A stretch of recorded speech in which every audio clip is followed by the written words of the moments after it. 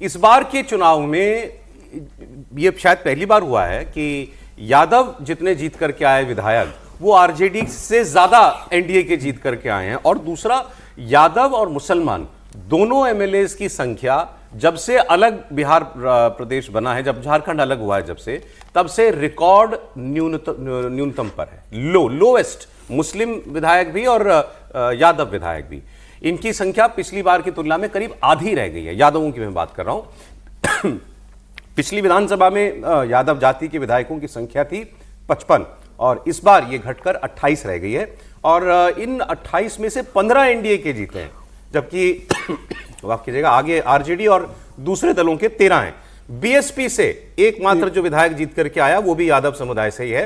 पिछले विधानसभा चुनाव में आरजेडी ने अपनी पार्टी के 44 सीटों पर यादवों को उम्मीदवार बनाया था और इनमें से 26 ने जीत दर्ज कर पाए। इस बार यादव ने राजद ने अपने कोटे से 144 सीटों में से 51 पर यादव प्रत्याशी दिए थे, जीते केवल 11। और एनडीए ने 23 टिकट यादवों को दिए थे और उसमें से वो 15 को जो है वो जिता लाए हैं। और ऐसा ही डेटा जो है वो मुस्लिम समाज के प्रत्याशियों को लेकर के भी मिल रहा है। जैसे मैंने आपको बताया, ये इस बार एक रिकॉर्ड लो माना जा रहा है। मुस्लिम समुदाय की अगर आप बात करेंगे तो सबसे ज्यादा तो जीते हैं एआईएमआईएम के 5, आरजेडी के जीते हैं 3, तो इनसे ज्यादा तो एआईएमआईएम जिता लाई। कांग्रेस के 2 हैं, तो इस लिहाज से अगर आप जोड़ें तो एनडीए महागठबंधन के बराबर एनडीए के 5 हैं, तो एआईएमआईएम के ही 5 हैं। एक जेडीयू का जीत करके आया है। तो ये भी एक किस्म का सामाजिक, मैं कहूंगा कि रिकैलिब्रेशन जो है वो देखने को मिल रहा है। प्रोफेसर साहब देखिए, ये रिकैलिब्रेशन आपको इसलिए दिख रहा है कि कभी हम लोगों ने सोचा नहीं था कि किशनगंज से कोई हिंदू जीत करके चला आएगा। वैसे ही सोशल कोएलिशन कैंडिडेट्स के टर्म्स में मैं बात कर रहा हूँ, भारतीय जनता पार्टी ने इस प्रकार से बिठाया कि कहीं कहीं ये जाकर के त्रिकोणीय संघर्ष होकर के बन गया। और ऐसी त्रिकोणीय संघर्ष में जो है वो भारतीय जनता पार्टी का या जेडीयू गठबंधन का जो कैंडिडेट है वो मुस्लिम कैंडिडेट भी जीत करके आ गया है और यादव कैंडिडेट भी जीत करके आ गया है। पिछली दफ़ा आप देखेंगे कि 11 या 10 मुस्लिम कैंडिडेट्स को जेडीयू ने टिकट दिया था, उसमें से एक भी जीत करके नहीं आया था।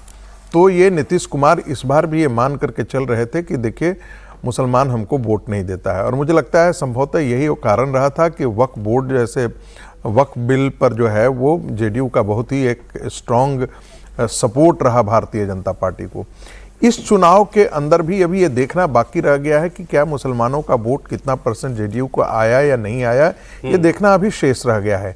कोई ये आवश्यक नहीं है कि जिस जगह पर वो मुसलमान वोट जो हो उसमें से हिंदुओं का वोट और जातीय समीकरण के आधार पर जेडीयू कैंडिडेट को न मिला हो। ये जब तक ब्रेकअप नहीं आएगा तब तो हमको नहीं पता लगेगा।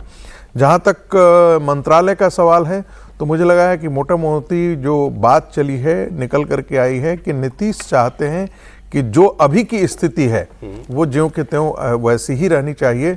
कुछ मंत्रियों में परिवर्तन वो देख सकते हैं कि एक आध दो मंत्री नए, एक सोच निकल करके आई है कि शिक्षा और स्वास्थ्य ये 2 ऐसी चीज़ हैं और इंडस्ट्री, ये 3 ऐसी चीज़ें हैं जिनको बहुत डायनेमिक लोगों को दिया जाना चाहिए, क्योंकि यही ऐसा है जो बेरोजगारी और इन सारी चीज़ों की समस्याओं को हिला सकता है। इंफ्रास्ट्रक्चर बहुत ही अच्छा बिहार का हो गया है। शिक्षा के मामले पर एक मुझे लगता है कि एक डायनेमिक आदमी को देने की आवश्यकता है और वही हाल जो है वो स्वास्थ्य मंत्रालय का है। तो इस पर ये बात जरूर चल रही है कि खास करके कि जो स्वास्थ्य मंत्रालय है उसकी बहुत बदनामी हुई है, भ्रष्टाचार को लेकर के बड़ी बदनामी हुई है। तो ऐसे लोगों को जिन पर भ्रष्टाचार का आरोप है, क्या उनको मंत्रिमंडल में जगह दिया जाए या नहीं दिया जाए? ठीक है। अब आप देखिए, अभी मतलब विपक्ष के लोगों ने अभी भी जो है किसी और तरीके से कुछ इस जनादेश के बावजूद कहीं सीन में बने रहने के प्रयास छोड़े नहीं है। अब कांग्रेस के लीडर है राशिद अल्वी, बहुत से लोग लेकिन कहते हैं कि वो क्यों आप उन्हें कांग्रेस का नेता कहते हैं, एनीवे, लेकिन हैं। उन्होंने ये कहा कि अगर बीजेपी आज नीतीश कुमार को मुख्यमंत्री बना भी दे तो ये तो तय है कि उन्हें 5 साल तक काम करने का मौका नहीं मिलेगा। मतलब 5 साल तक तो नीतीश कुमार मुख्यमंत्री नहीं रहने वाले, बीजेपी नहीं होने देगी। और वो अगर महाराष्ट्र में एक पूरी की पूरी पार्टी तोड़ सकते हैं, शिवसेना, तो कुछ विधायकों को अपने साथ लेना ना दूसरे दल के, ये तो उनके लिए बच्चों का खेल है। तो उन्होंने ये सलाह दी है राशिद अल्वी ने नीतीश कुमार को कि आपकी पार्टी की साहब 85 सीटें आई हैं और आरजेडी के पास कांग्रेस मिला करके 35 सीटें हैं, तो यहां आप आ जाएं तो आंकड़ा तो यहां भी बन जाता है 122 का। तो यहां आप आइए, मुख्यमंत्री बनिए, लालू यादव आपका समर्थन करते हैं, और अगर आप आएंगे और 2-4 की जरूरत पड़ेगी तो असदुद्दीन ओवैसी भी साथ आ ही जाएंगे, और फिर आराम से आप 5 साल सरकार चला सकते हैं। सुनिए, बयान सुन लीजिए। नीतीश कुमार को अगर आज मुख्यमंत्री बना भी देंगे तो बीजेपी उन्हें 5 साल पूरे नहीं करने देगी, और इसलिए करने नहीं देगी कि नीतीश कुमार जी को अगर वो एनडीए से बाहर भी कर दे तो उन्हें 2-4 एमएलए की जरूरत है। महाराष्ट्र में अगर वो पूरी पार्टी तोड़ सकते हैं तो 2-4 एमएलए को तोड़ना तो बच्चों का खेल है उनके लिए।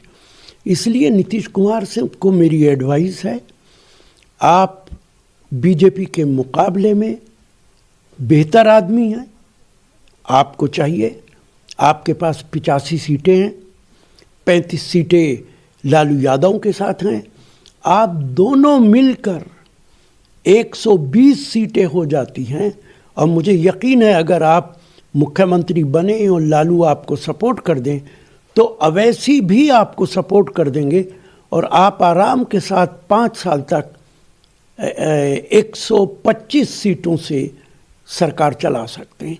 ज़्यादा बेहतर होगा कि आप बीजेपी का साथ छोड़ दें, लालू के साथ आएं और मुख्यमंत्री बने और 5 साल तक सरकार चलाएं।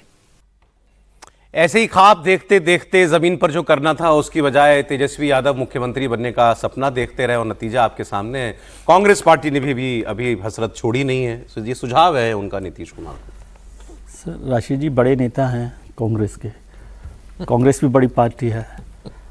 अब वो सुझाव तो वैसे हमेशा सुझाव देते हैं, तो पहला सुझाव तो वो चुनाव से पहले राहुल जी को देते कि भाई क्या करना चाहिए कांग्रेस को। तो ये नौबत ही नहीं आती कि नीतीश जी को सुझाव देना पड़ता।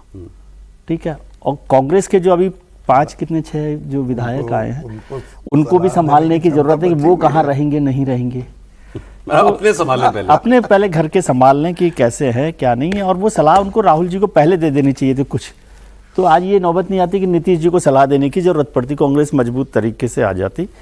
खैर वो तो ठीक है, राशिद जी बोला है तो अच्छी बात है कि वो किस तरह की संभावना, हमेशा संभावना तो देखना ही चाहिए ना पॉजिटिव तरीके से कि कैसे सरकार बन सकती है नहीं बन सकती है। 2 चीज़ें, एक तो मंत्रिमंडल को लेकर तो साफ है कि नीतीश जी अब मुख्यमंत्री होंगे। विजय सिन्हा जी की संभावना बहुत कम हो गई है क्योंकि महिला उप मुख्यमंत्री हो। चिराग जी से मेरी ऑन रिकॉर्ड बात हुई थी तो उनका मैं बिहार नहीं लौट रहा, पटना नहीं लौट रहा, क्योंकि मेरा सवाल था, हाँ क्योंकि मैंने क्लियर सवाल एक पूछा था उनसे कि भाई आपका नारा था बिहारी फर्स्ट बिहार फर्स्ट, तो अब बिहार में सेवा का मौका है आपके पास, आ जाइए। तो उनका नहीं, मैं नहीं आ रहा हूँ, मैं केंद्र में रहूँगा और जो हमारी पार्टी है वो मदद करेगी, फिर आगे जब देखा जाएगा क्या होना है क्या नहीं होना। ठीक है, तो ये ऑफिशियल मैं बता रहा हूँ आपको। कोई तो मतलब सवाल एक जो ओपन है वो वही है कि डिप्टी सीएम कौन? तो डिप्टी सीएम एलजेपी का तो नहीं होगा, एलजेपी का नहीं होगा, बीजेपी का ही होगा। अब वो महिला हो सकती है, ज्यादा चांसेज है। और मंत्रिमंडल में भी जो बदलना होगा वो बीजेपी के ही लोग ज्यादा बदलेंगे यदि बदलने हैं तो। इसमें एक बात हो रही सर कि गृह मंत्रालय इस बार बीजेपी के पास रहेगा, नीतीश कुमार के पास उसमें जो सारा फोकस है, बड़ा फोकस इस बार इंडस्ट्रियलाइजेशन को लेकर है। इंडस्ट्री मिनिस्ट्री कैसे काम करे, कौन उसको देखे, कि जो पलायन पर जो पूरा कैंपेन चला माइग्रेशन को लेकर, तो उसको लेकर बड़ी बात है। एक चीज मैं आपको जोड़ना चाहता हूँ, आपने कहा इन नतीजों को देखकर कि ये सोशल रिकैलिब्रेशन है, मुझे नहीं लगता। अच्छा, क्योंकि आपने जो नंबर दिया वो तो हार गए, पार्टी पूरी की पूरी हार गई, तो नंबर कहाँ से आएगा? और यदि जो आया है तो वो नंबर तो बहुत ज़्यादा है। आप देखिए एनडीए के पास 15 एमएलए आए हैं, उसके यादवों के तो 202 में से 15 हैं, और वहाँ 35 में से 12 है। तो रिकैलिब्रेशन नहीं हुआ, वो तो जीते ही नहीं है, सीट ही नहीं जीते हैं, तो कहाँ से यादव आएंगे, कहाँ से मुसलमान? तो सवाल है नहीं, वो तो अलग इशू है कि कैसे जीते नहीं जीते, लेकिन जो जीते हैं, मैं इसको ये कह रहा हूँ सोशल रिकैलिब्रेशन नहीं हुआ है। यादव सोशल रिकैलिब्रेशन का मतलब, हाँ